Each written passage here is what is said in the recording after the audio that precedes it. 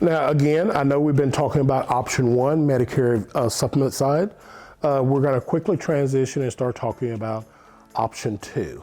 This is the preventative care medicine side. Now, is there some preventative care measures on the option one?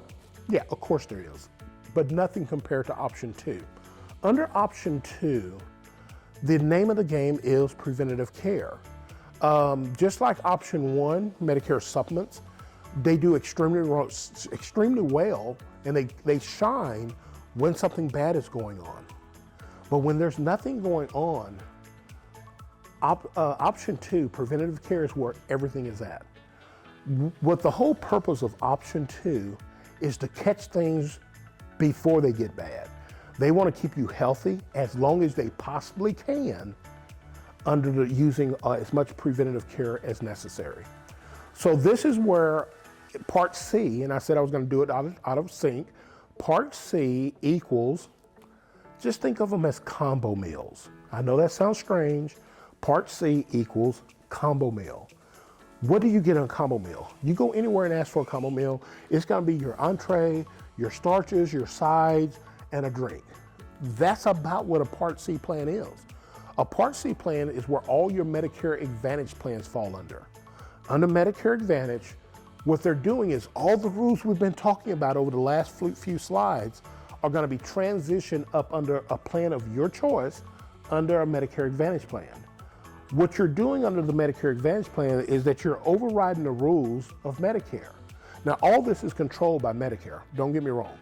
Every bit of it has to be authorized and approved by Medicare, or it just can't work. So under a Medicare Advantage plan, all the rules are overwritten and you follow the rules of the plan that you choose. In most cases, what you're going to find is your Part A rules and your Part B rules are typically greatly reduced when you go to a Part C plan, Medicare Advantage.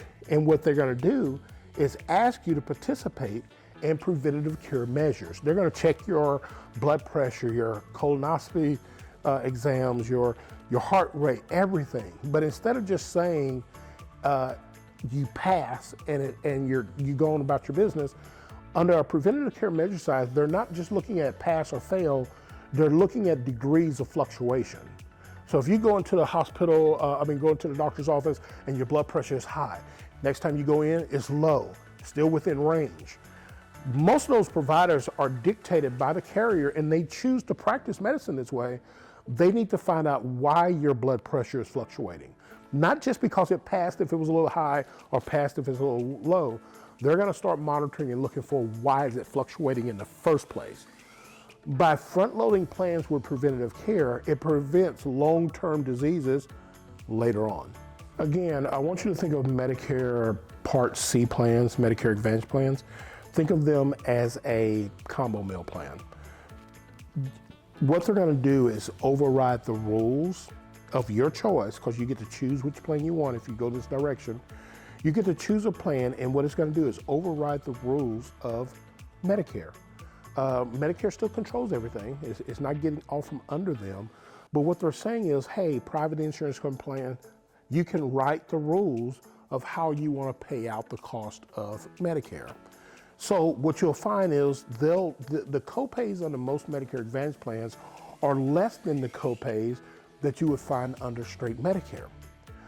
Because again, they're leaning very heavily on the preventative care model. But since it is a combo meal plan, you're going to get all the other things that Medicare just doesn't pay for. You're going to get a plan that's going to usually include dental, it's going to include vision, it's going to include hearing, gym memberships, it's going to include things like what they call over-the-counter goods. These are little cards or shopping cards that you can use to buy the things to fill up your medicine cabinet. Your aspirin, your vitamins, your alcohol, not rubbing alcohol, and Band-Aids and anything like that. So you're going to get a whole lot of extra benefits, and every plan makes them differently. That's the reason you have to shop around for one that fits the things and cover the things that you want covered. And this all falls under Part C. Again, think of it as a combo meal plan. Now, under these combo meal plans, Medicare Advantage Plan Part C, you are going to have what they call maximum out-of-pockets for expenses, because you typically are not going to have a monthly premium on most of these plans, but you are going to have co-pays. But under all these plans, there's something called a max out-of-pocket. What all that means is that they're going to keep track of all the expense that you've had, all the co-pays and everything you spent. And once you hit your maximum out of pocket, you pay nothing else for these plans for the rest of the year. Now, again, I don't want you to give you the impression that it's too good to be true. There is negatives and positives about every decision you make under Medicare. All we're trying to do is give you enough information to where you can make a decision that you can live with the negatives and totally enjoy the positives. One of the negative things about a Medicare Advantage plan is networks. There is networks of doctors that they're dealing with. Not all doctors like to perform preventative care. They just don't. So what they do is team up with a group of doctors and put them in a network around where you live that you can receive care. Now, this does not mean you do not have care if you travel outside the network. No, outside of the network is where all your urgent care, emergency care is covered nationwide. You don't have to worry about it. And if they put you in an ambulance to go somewhere, or you pull up to a hospital that has an ER, you're covered. Don't worry about that part. What all they're saying is that if you have a knee replacement in New York, need a knee replacement and you live in New York, you can't travel to Florida to have it done. Or if you live in El Paso, Texas, you can't drive to Colorado to have it done. Things that are planned, things you know you have to have, is going to be done in your local area. And the local area, again, is vast. But some people do consider that a negative because you are going to deal with a network of doctors. The other thing that you can consider that is a negative to a Medicare Advantage plan is the cost if something negative happens. So I said a second ago that there's max out of pockets. You're going to find a plan pretty easily that has a max out of pocket of somewhere around $4,000. That sounds like a lot, but what does it mean for you? Remember, you have no monthly premiums of these plans. Most people go an entire year and they only spend maybe $400-500 on copays throughout the year. So every year you're just simple copays, and that's only if they find something that needs to be fixed. All preventative care, 100% covered under these type of plans. But you can plan to say every 5 or 7 years, average of 6, you're gonna have a bad year. Everybody has them, you're human, it's just gonna happen. That 1 year, you may hit your max out of pocket. It may be $4,000 that you spent. The rest of the year, it'll be totally paid for.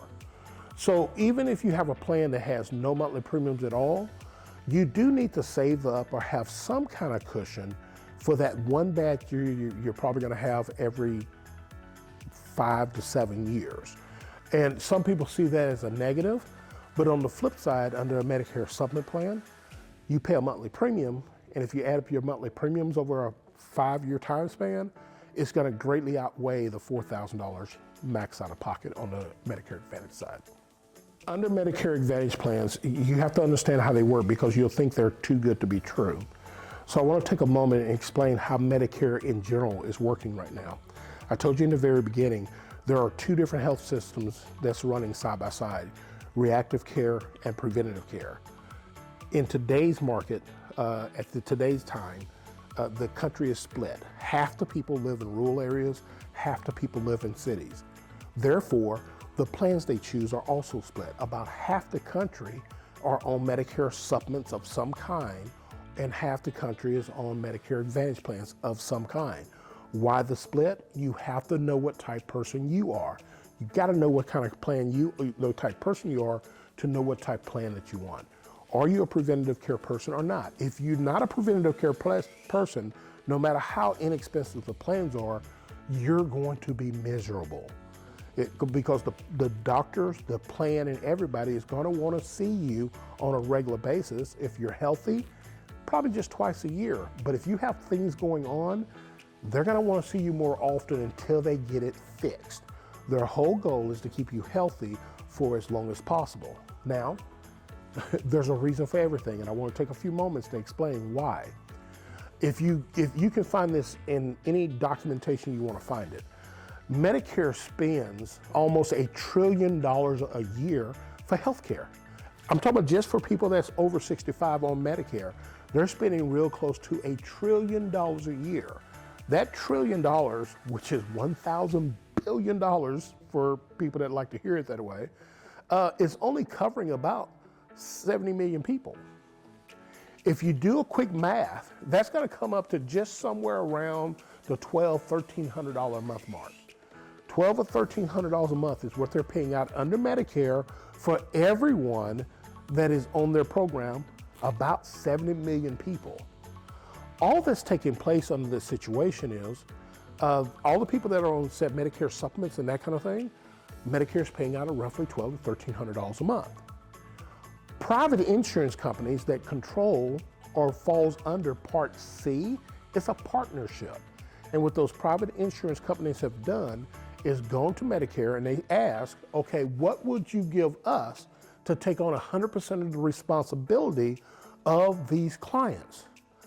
The insurance companies know that Medicare is paying out roughly $1,200 to $1,300 a month. And what the Medicare goes back to their little bean counters and they go, well, you know what? Let's do this. Let's pay them up to $1,100 a month. Now, that doesn't sound like a whole lot, but when you start talking about $100, $200 per person for millions of people, it adds up really quick. So let's take this quick math problem here, and you can use your own calculator. But if Medicare pays a private insurance, oh, by the way, private insurance companies are also paid based on what they call star ratings. Star ratings is just like anything else that you've heard. It's how mostly the client grades the plan and how well they're being taken care of. Star ratings are also very important to guide you to the plans that the clients are saying and providers are saying that are taking care of people extremely well, and the ones that are just doing an average job. So 1 through 5 stars, 5 stars being the best rated plans out there. Now, under this program, Medicare will say if you're a 5-star, we'll pay you $1,100 a month. If you're a 4-star, we'll pay you $1,000 a month, and so forth and so forth on until you get to the lower star ratings. So let's just do the math of saying everybody's a 5-star, and they're not. There's very few of them. But let's say there's only $100 to $200 savings. I said earlier, half the people are on Medicare Advantage, half are on straight Medicare with a supplement of some kind. Well, if you take $100, $200 a month and times 35 million people, what you're going to come up and find real quick that the government is saving somewhere around $8, $9 billion a month simply for people moving to a Medicare Advantage plan. Now, a Medicare Advantage plan, the way they make money is that they get this amount of money in, and guess what? They have to take everyone that applies for their plans in the area that they live. So an insurance company cannot pick over, are you sick, are you ill? They can't even ask a healthcare question. They have to take everyone. All they can do is get the people that are coming into their programs and try to keep them as healthy as possible for as long as possible. And by doing so, they get to keep whatever's left over. So it's to their interest to keep their group of patients as healthy as they possibly can. So that's the reason they put in all these extras. I think all of us would agree, if you have good dental care, then most likely you're going to have better health outcomes than someone with bad dental care. And something as simple as aspirin, it may sound like a small thing, but a lot of people go into hospital because of migraines or high blood pressure. By keeping these things under control, it keeps them out of the hospital, it saves the insurance company money, it keeps the clients healthier for a longer period of time, and they get to hold on more of that money that Medicare is giving them. That's how all this is funded. And so it's not something for nothing. Medicare Advantage plans are not free. They are earned. It's just that they're being paid by Medicare instead of being paid out of your pocket in most situations.